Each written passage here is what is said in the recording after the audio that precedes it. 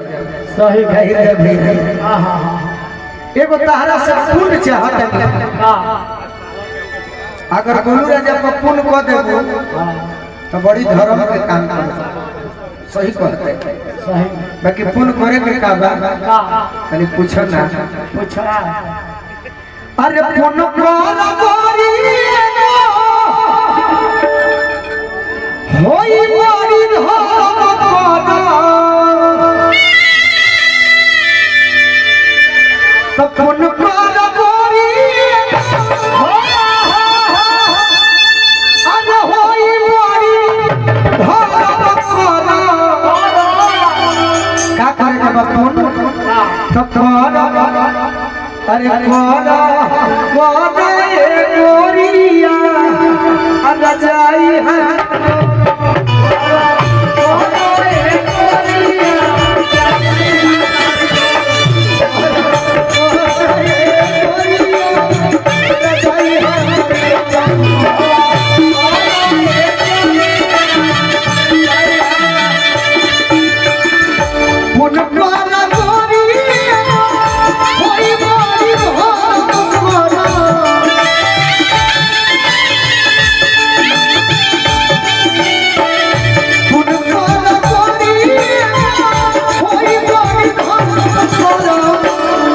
तनी के हंसा देता लोग भैया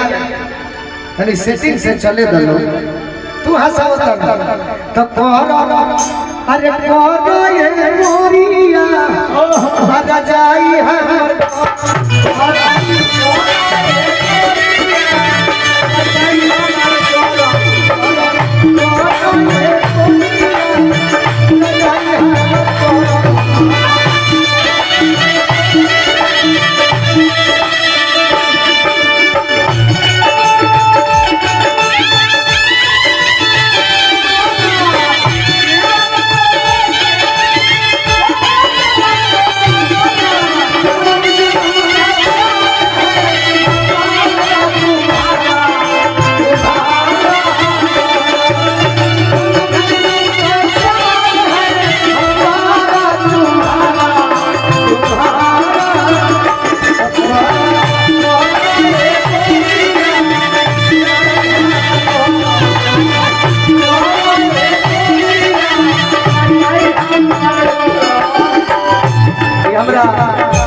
नरेंद्र चाचा के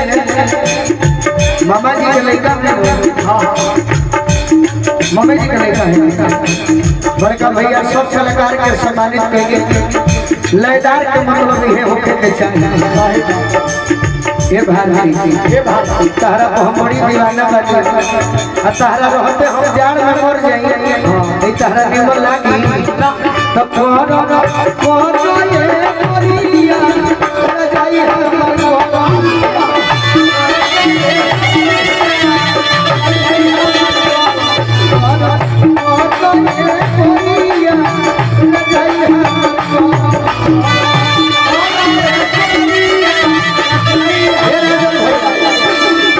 जानकारी हो दिया तारा से काहे कहत है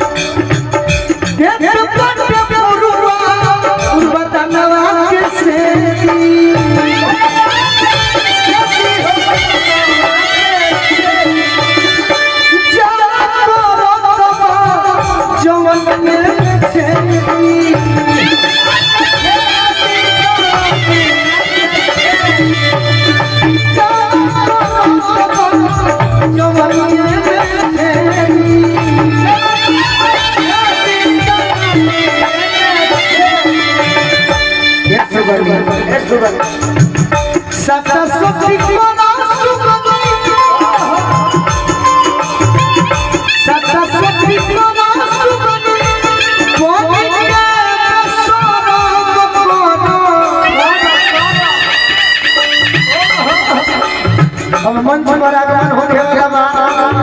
हमारा भवानी भैया तो बोले बाकी हमारा राजीव भैया रेलवे माफिया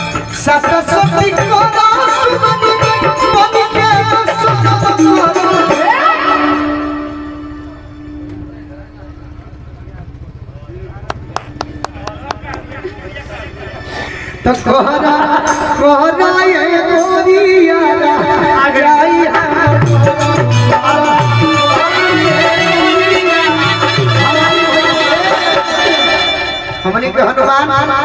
और नरेंद्र चाचा के कदम से कदम मिला के चले वाला। और नरेंद्र चाचा से बड़ी कम दिन से हमारे परिचय हो, लेकिन आज आपने वो बहन मान के गार्जियन तो हमारा रोज मिल गई है मंच के कलाकारी में प्रोग्राम में जी। गड़खा छपरा जिला से जी जी जी कोल्ड स्टोर के मालिक गार्जियन प्रमोद सिंह जी। देखिए प्रोग्राम में फिरोज भैया गार्जियन बहुत मिल गई है, लेकिन ये बड़ी प्रभु के कृपा बा। बलिया जिला के भिरहू बाबा से बाबा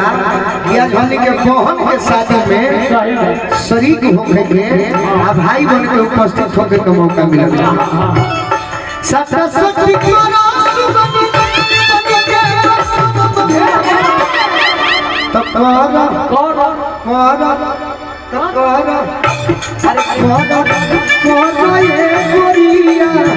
रजाई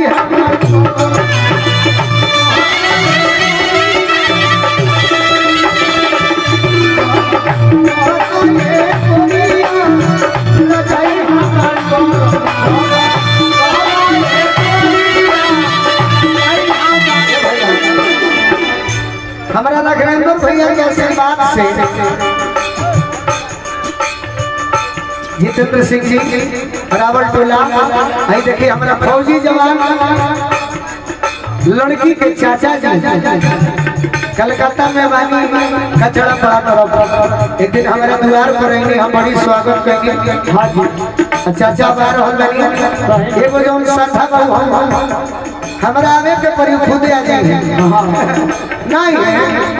देखो तनी कैसे आवेले अब बोला ले लो ठीक है भाई है तब ये कोरिया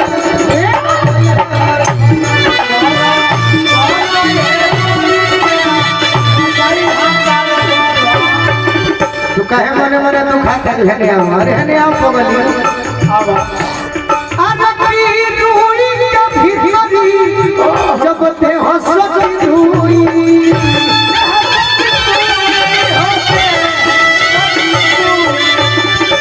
मुकेश राय जी मंच पर आएंगे। नृत्यांगना लोग हमारा गीत के बाद बैठी हमारी बड़ी दिली इच्छा बा कि हम अपना विजय बहादुर भैया के पगड़ी बांध के स्वागत करब। जैसे कि आज के डेट में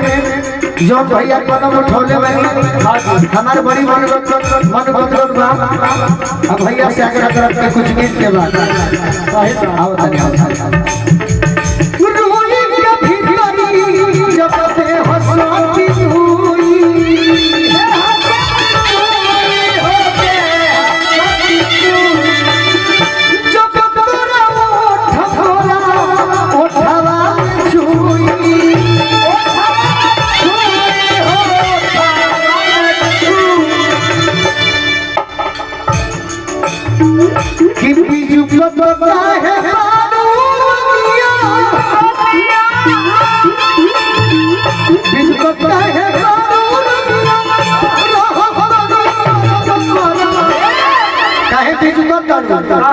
वो हमारा भी तनी नरम रहल कर यही से कहता नहीं कि करा तब तो आजा कोरा ये कोरिया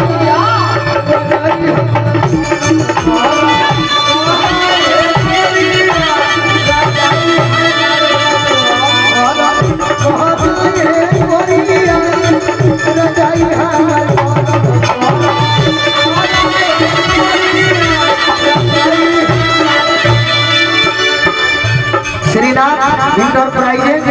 प्रेम सिंह जी की तरफ से हजारों का पुरस्कार। आज वो हमारा जान लगता है कार्तिक भैया